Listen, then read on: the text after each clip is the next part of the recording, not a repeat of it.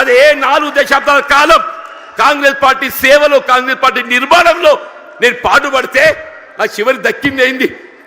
మళ్ళీ కేసీఆర్ గారే చెప్పట్టు నేను పెద్ద మనసుతోని గతంలో ప్రత్యర్థులు ఒక భావన రానియకుండా గతంలో ప్రత్యర్థులు పోటీ చేసుకున్నప్పటికీ కూడా ఏదైతుందో అది భిన్న రాజకీయ పార్టీ యొక్క ఆలోచన విధానం కానీ ఆ జీవన వ్యక్తిగతంగా ఏదైతుందో విలువలు కట్టుబడే ఒక వ్యక్తిత్వం కాబట్టి అది ఒక భావనతోని వాళ్ళకి చేయూత అందించింది. అంత గొప్ప మనసు అని చెప్పట్టు నేను దయచేసి ఇలా జగిత్యాల గడ్డ నేనేదో ఆశించి కాదు నాయన, నేను అన్ని చూసినా నేను చూడని ఏమీ లేదు. ఈ 4 దశాబ్దాల కాలంలో చూడని ఏమీ లేదు. ఇవాళ ఒకటి ఇవాళ రాష్ట్రాన్ని పట్టుకుని శని పీఠ విరగడ కావాలని చెప్పండు. ఒకే ఒకటి ఈ రాష్ట్రాన్ని పట్టుకొని శని పీఠ విరగడ కావాలని చెప్పంటున్నా.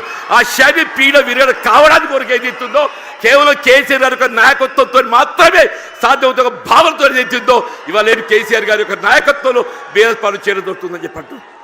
దయచేసి ఇంతకాలం నాకు అడ్డగా నిలిచిందా మీరు? నిజంగా మీ అందరికీ నా శేష జీవితం మీ అందరికీ నీ సేవ చేసి రుణం తీసుకోలేని చెప్పంటున్నాను.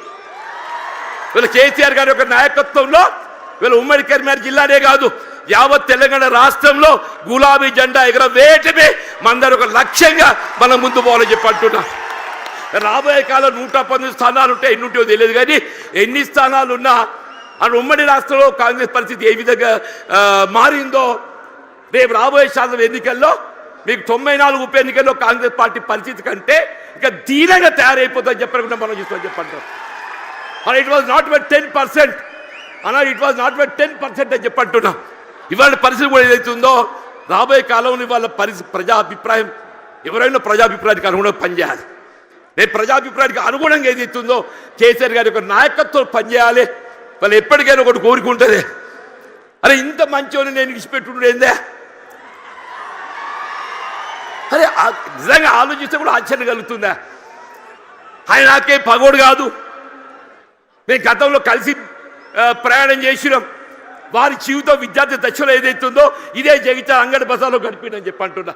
జగిత్యాలకు కేసీఆర్ గారికి ఉన్న ఒక అనుబంధం ఏదైతుందో ఇప్పటి తరాన్ని తెలియకపోవచ్చు, కానీ కేసీఆర్ గారి ఒక బాల్య జీవితం ఏదైతుందో జగిత్యాలతో ముడివేసుకుందని చెప్పి అంటున్నాను. అటువంటి కేసీఆర్ గారు ఏదైతుందో ఆనాడు తాడిత పీడిత వర్గాలు ఏదైతుందో వీళ్ళు వారి యొక్క హక్కుల సాధన కొరకు జగిత్యాల చైత్ర యాత్ర ఏదైతే ఇదే గడ్డ మీదకి వెళ్ళి ఇదే సమావేశ స్థలికి వెళ్ళి ఆరంభింపజేసిందని చెప్పి అంటున్నారు. కేసీఆర్ గారు కూడా చెప్పిండ్రు, వారే అన్నారు అది మనం 70లో ఒకసారి ఏదైతుందో ఆనాడు జగిత్యాల చైత్ర యాత్ర చేసిన చూడండి, అదే జాగ్రత్త పెట్టాలన్నయ్య మన స్ఫూర్తి మనం వినిపించాలని చెప్పిండ్రు. వారి ఆలోచనకు అనుగుణంగా ఏదైతుందో కేసీఆర్ గారి ఒక చైత్ర యాత్ర ఇదే జగిత్యాల గడ్డ నుండి ఇదే కేంద్రానికి వెళ్ళి వారు పిలిపిస్తున్నారని చెప్పంటున్నారు. ఇలా రాష్ట్రంలో గులాబీ జెండా ఎగరవేయడం, కేసీఆర్ గారిని తిరిగి ముఖ్యమంత్రిగా ఏదైతుందో నెలగో వారు ఏర్పాటు చేసుకొని ఈ రాష్ట్ర పూర్తిగా తోడ్పడడం మన ఏకైక లక్ష్యంగా పనిచేయాలి. మరి ఆ విధంగా పనిచేసే అవకాశం కల్పించినందుకు మరి హృదయపూర్వక ధన్యవాదాలు చెప్తామని చెప్పండి.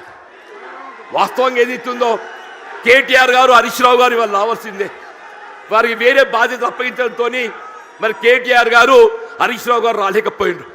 వాస్తవంగా ఈ సభ సమావేశం ఏర్పాటు చేయడంలో చొరవ చూపెట్టింది కేటీఆర్ గారు హరీష్ రావు గారు అని చెప్పి అంటున్నా.